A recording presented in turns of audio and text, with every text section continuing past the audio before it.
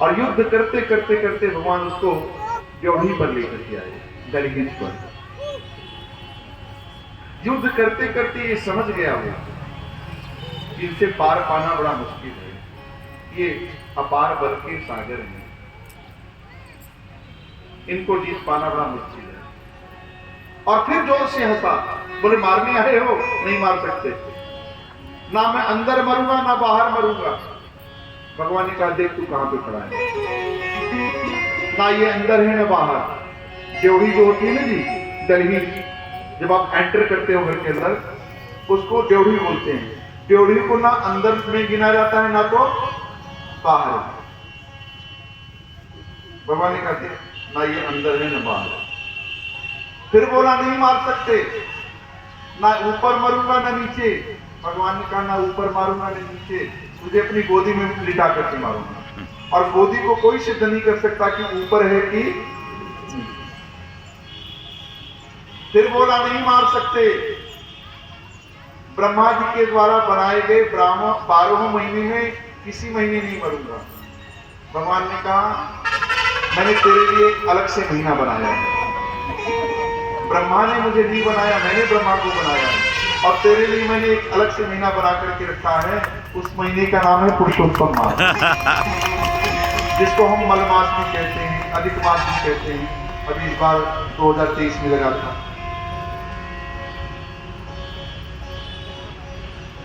बोला फिर भी नहीं मार सकते,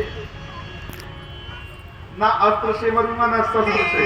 बोले देख तुझे अपने नाखूनों से मारूंगा, ये ना अस्त्र में आता है ना शस्त्र में, कोई सिद्ध नहीं कर सकता। बोले फिर भी नहीं मार सकते, ना सूखे से मरूंगा ना गीले से। बोले नाखून जो है वो ना सूखे में आते हैं ना गीले में। वैज्ञानिक तो इस बात को सिद्ध नहीं कर सकते कि नाखून सूखा है कि गीला। फिर बोला नहीं मार सकते, ना मैं मनुष्य से मरूंगा ना पशु से मरूंगा। भगवान ने कहा देख ना मनुष्य हूं ना पशु हूं, नरसिंह के रूप में आया। जितने भी वरदान उसने मांगे थे भगवान ने सब वरदानों को मिथ्या कर दिया। और तब भगवान ने उसको अपनी गोदी में लिटाया है, और गोदी में लिटा करके भगवान ने उसके वक्षस्थल को अपने नाखूनों से विदीर्ण कर दिया। और विदीर्ण करके भगवान उसके रक्त को, मुख सिंह का है, उस रक्त का पान करने लगे। और रक्त का पान करके जोर जोर से भगवान के क्रोध में हैं, कुंभारंभ कर रहे हैं। आंखों से मानो अग्नि बरस रही हो, आंखें लाल लाल हो। किसी की हिम्मत नहीं पड़ रही है कि जाकर के भगवान के क्रोध को शांत करा दे, किसी क्रोध में है। तो कहते हैं पतिदेव अगर क्रोध में है तो उसमें अगर पत्नी को भेजा जाए तो पत्नी शांत करा सकती है। तो देवताओं ने आकर के माता लक्ष्मी से प्रार्थना किया कि माँ आज प्रभु को पता नहीं क्या हो गया, चल करके देखो सही, शांताकारं भुजगशयनं, लेकिन आज शांति नहीं है, आज तो विकराल रूप है, क्रोध का कोई पारावार नहीं, इसलिए क्रोध में है। माता लक्ष्मी आई देवताओं के अनुनय विनय पर, और जैसे ही प्रभु के पास पहुंची क्रोध शांत कराने के लिए भगवान नरसिंह ने जोर से हुंबारंभ किया, जोर से गर्जना की। माता लक्ष्मी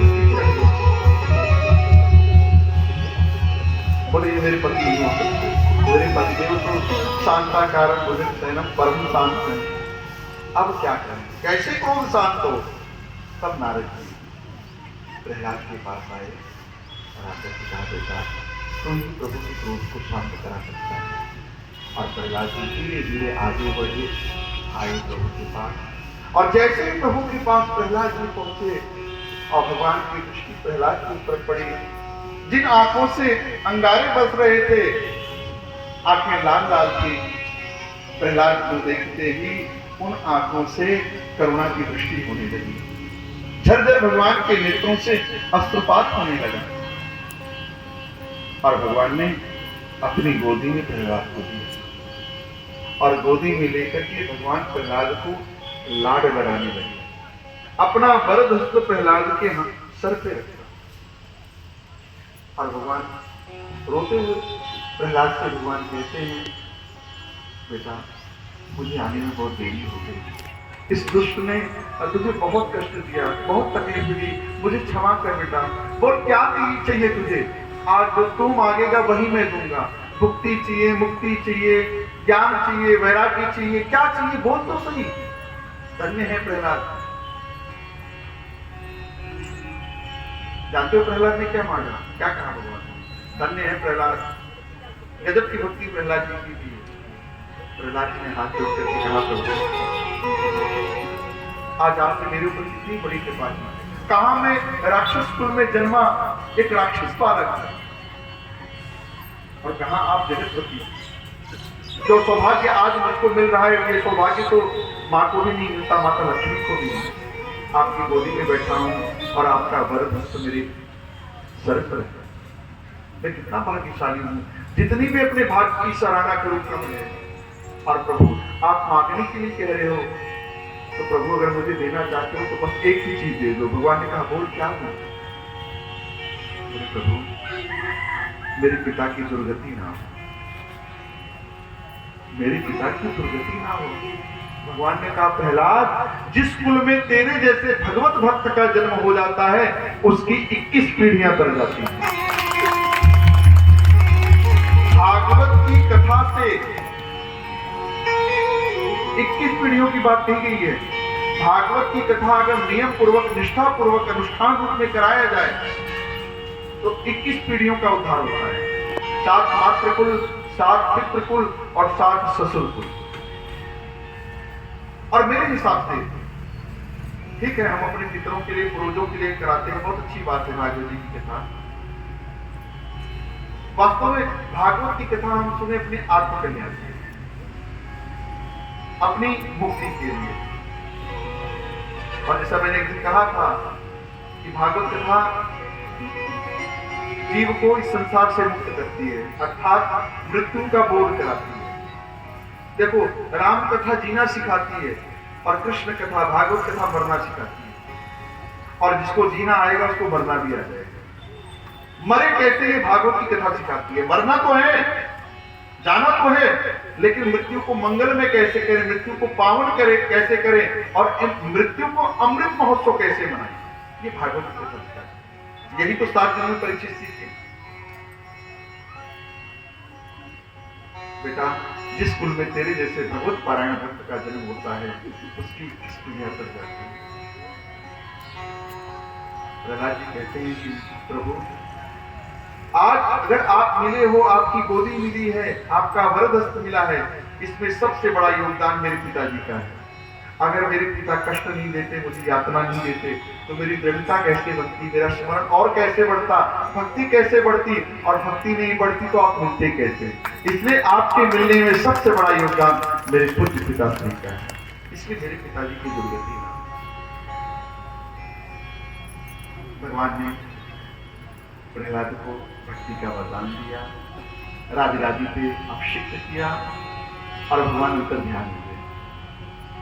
कौन कहता है कि भगवान खंबे में नहीं है? भगवान खंबे में है। आज अगर कमी है तो प्रहलाद की कमी है, कमी है तो प्रहलाद की कमी है। सूर अनेक फिरे कण मागत, पै पद सूर सुस्वाद कहां। सूरदास तो अनेक मिलेंगे, लेकिन वो सूर जैसा स्वाद जो सूरदास ने सुंदर ठाकुर के लिए भजन लिखे, गीत लिखे, पद लिखे, वो स्वाद नहीं मिलेगा। सूर अनेक फिरे कण मागत, पै पद सूर सुस्वाद कहां। उन ताल बजाती मीरा फिरे। आज गाने वाली भजन गायिका बहुत मिल जाएंगी, लेकिन मतवाली मीरा की चाह कहां, वो मीरा वाली चाह कहां दिखती है। एक व्यक्ति ने मेरे से एक बार कहा कि महाराज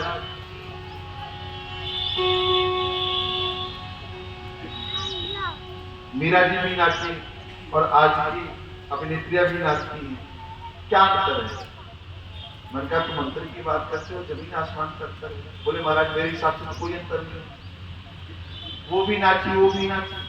मैंने कहा पहली बात तो तुम्हारा प्रश्न गलत है, तुमने बहुत गलत प्रश्न किया है, उपमा तुमने बहुत गलत दी है, लेकिन दिया है तो सुन लो। मीरा नाची श्याम तले, तुलसी बाबा नाचे राम तले, सूरदास नाचे श्याम तले, और आज की अभिनेत्रियां जो नाचती हैं वो नाचती हैं दाम तले। उन्होंने पैसे के लिए नहीं नाचा, मीरा जी ने पैसे के लिए नहीं नाचा, बाबा तुलसी ने रामचरितमानस की रचना की कोई अपनी प्रसिद्धि के लिए नहीं, पैसे कमाने के लिए नहीं। मीरा जी ने सुंदर भजन लिखे, पग घुंघरू बाज मीरा नाची के, क्या क्या नहीं मीरा जी को लोगों ने कहा, कोई नाम के लिए नहीं किया, वो भगवत प्रीति के लिए उन्होंने किया। कुसूर अनेक फिरे कणमागत, तय पद सूर स्वाद कहाँ, पुनिताल बजाती मीरा फिरे, मतवाली मीरा सी चाह कहाँ। श्री राम कथा कितनों ने लिखी, रामायण सबको ये पारा, श्री राम कथा कितनों ने लिखी, लेकिन तुलसी जैसी मर्यादा कहाँ। नरसिंह बसे प्रति खंभन में, पर कारण को प्रहलाद कहाँ। नरसिंह तो खंभे में है, लेकिन निकालने वाला प्रहलाद की कमी नहीं दिखाई दे रहा। बहुत समय तक प्रहलाद जी ने प्रशासन किया। इन्हीं प्रहलाद के वंश में इनके पुत्र वैरवचन हुए, वैरवचन के पुत्र राजा बलि हुए। अष्टम स्कंद के प्रारंभ में गजेंद्र मोक्ष की कथा है।